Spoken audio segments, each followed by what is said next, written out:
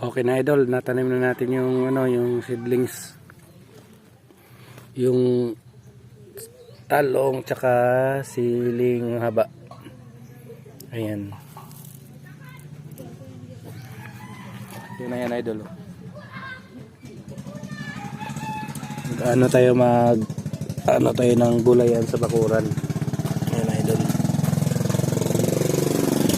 Ano to, organic soil, yung durog na kahoy na naging lupa, yung sa niyog.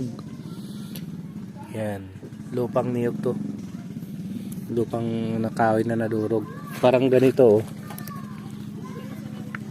Tapos naging lupa, yan oh, nadurog na siya, umabot na siya ng 1 taon, tapos yan, naging lupa na siya. Ito na yun.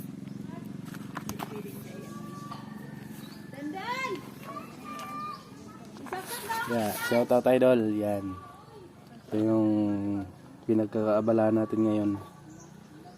Yan.